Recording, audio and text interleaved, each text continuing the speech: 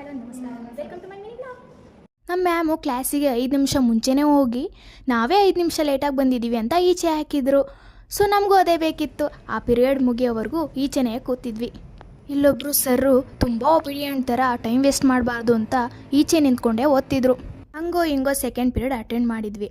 ಆಮೇಲೆ ಬ್ರೇಕ್ ಬಂದ ನಂತರ ಎಲ್ಲ ನನ್ನ ಬ್ಲಾಗ್ಸ್ ನೋಡ್ತಾ ಇದ್ರು. ನಂಗೊಂಥರ ಶೈ ಆಗ್ತಾ ಇತ್ತು.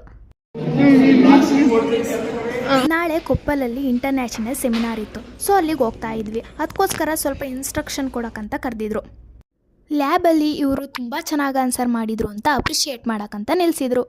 ಹಾಸ್ಟೆಲಲ್ಲಿ ಊಟ ತುಂಬ ಚೆನ್ನಾಗಿರುತ್ತೆ. ಸೊ ಎಲ್ಲಿ ಖಾಲಿ ಆಗುತ್ತೆ ಅನ್ನೋ ಭಯದಲ್ಲಿ ಬೇಗ ಓಡಿ ಹೋದ್ವಿ. ಇದು ನಿಜ ಅನಿಸುತ್ತಾ? ಬದುಕೋಕ್ಕೋಸ್ಕರ ಊಟ ಮಾಡಬೇಕು, ಊಟಕ್ಕೋಸ್ಕರ ಬದುಕಬಾರ್ದು ಅಂತ ಹಂಗೂ ಹಿಂಗೂ ಅಡ್ಜಸ್ಟ್ ಮಾಡ್ಕೊಂಡು ತಿನ್ಕೊಂಡು ಬಂದೆ. ಬ್ಯಾಡ್ಮಿಂಟನ್ ಟೂರ್ನಮೆಂಟ್ ಇತ್ತು. ಒಂದು ಮ್ಯಾಚ್ ಅವ್ರು ಗೆದ್ರು, ಇನ್ನೊಂದು ಮ್ಯಾಚ್ ನಾವು ಗೆದ್ವಿ. ಆದರೆ ಥರ್ಡ್ ಮ್ಯಾಚು ನಾವೇ ನಿಸ್ವಾರ್ಥದಿಂದ ಅವ್ರಿಗೆ ಬಿಟ್ಕೊಟ್ವಿ. ಏನೆಲ್ಲಿ ಮಿಸ್ ಮಾಡ್ಕೋತೀವಿ ಅಂತ ಬೇಗ ಫ್ರೆಶ್ ಅಪ್ ಆಗಿ ರೆಡಿ ಆದ್ವಿ. ಕಾಲೇಜಿಗೆ ಬಾಯ್ ಮಾಡಿ ಹೊರಟ್ವಿ. ಆದರೆ ನಮ್ಮ ದುರದೃಷ್ಟಕ್ಕೆ ಯಾವುದೂ ಆಟೋ ಸಿಗಲಿಲ್ಲ. ಸೊ ಇದು ಯಾರು ಬರೆದ ಕಥೆಯೋ ಅಂತ ನಡ್ಕೊಂಡೇ ಹೋಗ್ತಾ ಇದ್ವಿ.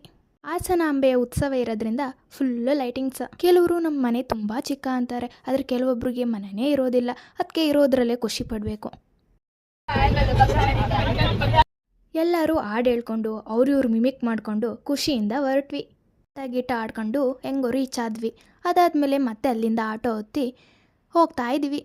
ಸ್ವಲ್ಪ ಜನ ಜಾಗ ಇಲ್ದಲೇ ನಿಂತಿದ್ರು. ಆದರೆ ಅವ್ರಿಗಿಂತ ಕ್ರಿಟಿಕಲ್ ಕಂಡೀಷನ್ನು ನಂದಿತ್ತು. ಯಾಕಂದರೆ ನನ್ನ ಪಕ್ಕ ಒಂದು ಆಂಟಿ ಕೂತಿದ್ರು. ಅವರು ಮುಕ್ಕಾಲು ಭಾಗ ಸೀಟು ಅವರಲ್ಲಿ ಕೂತಿ ಕಾಲು ಭಾಗ ಸೀಟು ನನಗೆ ಕೊಟ್ಟಿದ್ರು. ಇಷ್ಟೇ ಇವತ್ತಿನ ವಿಡಿಯೋ. ಮತ್ತೆ ನಾಳೆ ಸಿಗುವ. ಬಾಯ್.